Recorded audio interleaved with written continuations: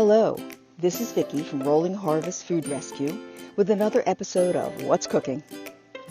Today we are preparing what I am calling the ultimate leftover salad, meaning that I will use whatever vegetables I have in my refrigerator that I want to make sure I use and not waste.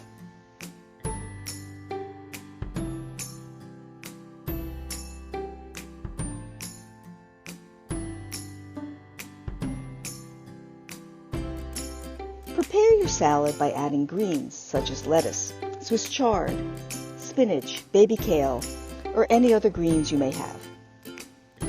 Next, add cut tomatoes, zucchini, carrots, peppers, onions, snap peas, or again, any vegetables you have and love. Next, prepare your dressing.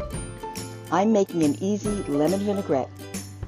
I like making my salad dressing in glass jars because it is so easy to shake the dressing and then store the leftovers for later use. I always make enough to have for my next salad. Squeeze your lemon and add 1/4 cup to your jar. You can also use apple cider vinegar in place of the lemon if you choose. Add 1/4 cup vegetable or olive oil, 1 teaspoon maple syrup, 1 tablespoon spicy mustard, salt and pepper to taste, and now shake. Coat your salad with the dressing and mix well. This is great as a side salad, but if you want to make it into a main course, you can add either an animal protein, such as roasted turkey or chicken, or a vegetable protein, such as pumpkin seeds, tempeh, tofu, and add that to the salad.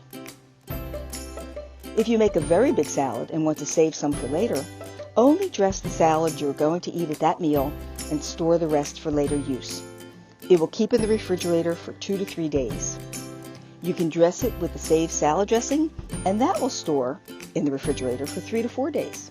Now, enjoy that salad. Thank you for joining my colleagues Edie Koznowski, Jill Kelly, and me, Vicki Sarnoff, for this episode of What's Cooking.